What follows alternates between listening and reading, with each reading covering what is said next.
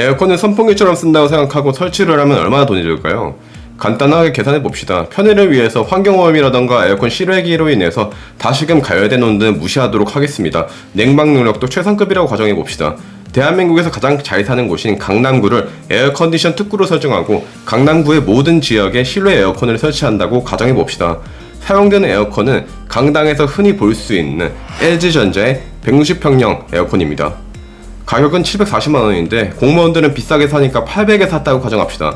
냉방 면적은 528제곱미터, 냉방 소비 전력은 21kW입니다. 그리고 한 대당 공사비, 그리고 설치비는 약 50만원입니다. 강남구의 면적은 약 40제곱킬로미터, 평으로 따지면 1210만 평입니다. 160평형 에어컨이 총 75,625대가 필요합니다. 그러면 강남구 길거리에 에어컨을 구비하는데 필요한 비용은 약 1200억원. 8시간 동안 에어컨을 가동한다고 가정하면 5040kWh를 사용하며 사용 용도에 따라서 월 2800억원 정도가 나옵니다. 그러면 결국 초기 비용은 약 1200억원, 월 유지 보수 비용을 3000억 정도로 잡으면 될 것 같습니다. 어떻습니까?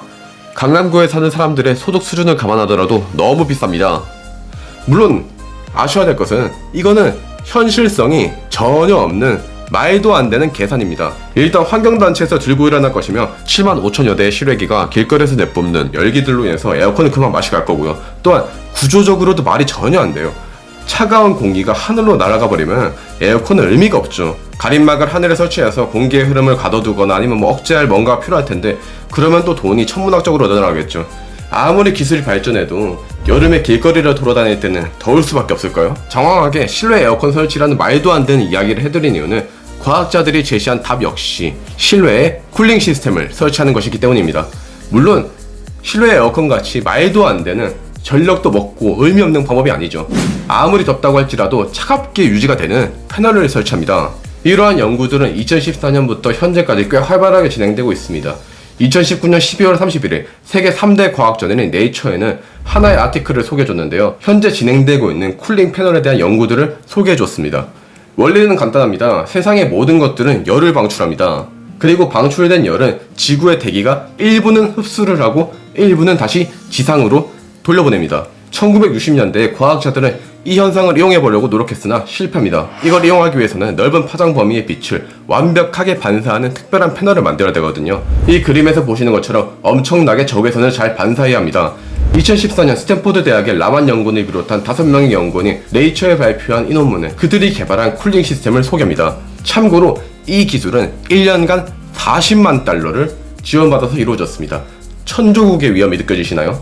일개 대학원생들한테 연구를 해보라고 준 돈이 40만 달러입니다. 그리고 이 그림이 연구진이 스탠포드 옥상에 패널을 올려놓은 그림이며 아래쪽 그림은 기기의 이미지입니다. 보시는 것처럼 쿨링을 위한 에어포켓이 보이며 앞서 말했듯 햇빛을 완벽히 반사하기 위해서 디자인된 7층의 이산화 규소와 하프년 산화막으로 구성된 패널이 있습니다. 그 아래는 에이지가 200나노미터 두께로 실리콘 위에 코팅되어 있습니다. 이렇게 개발된 패널은 주위의 온도를 무려 섭씨 5도나 낮게 유지하는 데 성공했습니다.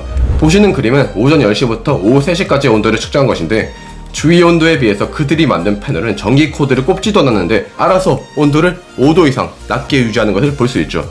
만약 주위 환경이 엄청 덥고 건조하다면 온도 차이는 10도 가까이 날 수도 있습니다. 쉽게 말해서 전기 코드도 필요 없고 그냥 이 패널을 놔두기만 하면 알아서 온도가 내려갑니다. 그런데 이런 종류의 쿨링 방법 역시 해결해야 될 과제들이 정말 많습니다. 첫 번째, 앞서 말씀드렸듯 덥고 건조한 환경에서만 작동이 된다. 날이 습하면 수증기가 적외선을 트랩해버리니까요.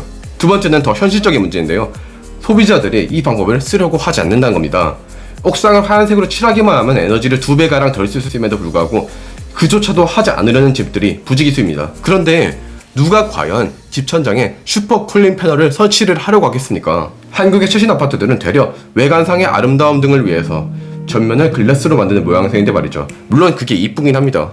또한 기술 도입 초기에는 패널 설치비도 비싸서 차라리 에어컨을 쓰고 말겠죠. 세 번째는 되려 쿨링 시스템 때문에 난방비가 올라간다는 겁니다. 마지막으로 중요한 점은 쿨링 시스템이 열을 우주로 내보내려고 방출을 하지만 근처에 있는 사람이라던가 건물이라던가 새 같은 것들이 되려 열을 흡수해서 다시 방출할 수도 있다는 점이죠. 사실 태양열을 이용한 연구가 진행된 지가 이제 수십 년이 넘었는데 아직까지 그걸 설치해서 쓰는 집이 거의 없다는 것을 볼 때 이 패널 역시 넘어야 할 것들이 너무 많습니다. 물론 여러 문제들은 이미 해결이 되고 있습니다.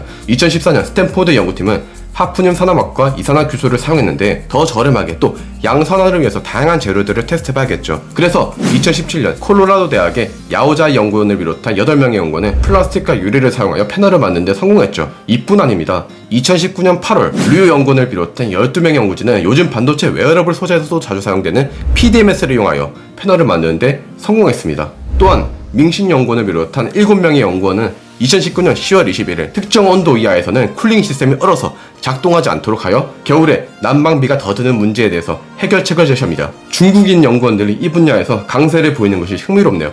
제가 의도하지 않았는데도 불구하고 방금 소개해드린 연구들의 주요 연구원들이 모두 중국인입니다. 우주로 열을 버려버리는 기술은 지금 빠른 속도로 발전하고 있고 미래의 에어컨이 될 가능성이 매우 높다고 여겨집니다. 지금 당장은 돈이 안 되고 현실성이 없어 보여서 우리나라에서는 거의 투자를 하고 있지 않습니다.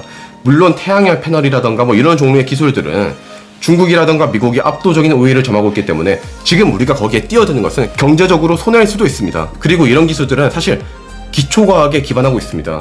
기초과학은 느리지만 혁신을 만들어냅니다. 1980년대 처음 인터넷이 나왔을 때 그 누구도 관심을 주지 않았습니다. 인터넷이 세상을 바꿀 것이라고 생각하지 않았죠. 그런데 인터넷이 세상을 바꿀 것이라 생각한 사람들은 지금 돈방석에 앉아 있습니다. 유럽 입자분리 연구소의 부소장인 세르지오 베르톨로치는 2015년 대전에 와서 언론과의 인터뷰에서 말합니다. 시장에서 초를 만든다고 하자. 초를 기술적으로 개발하면 멋진 초를 만들 수는 있겠지만 전구를 만들 수는 없다. 핵심 기술이 되는 기초과학을 터부시하면 시장에서 사장될 것이다.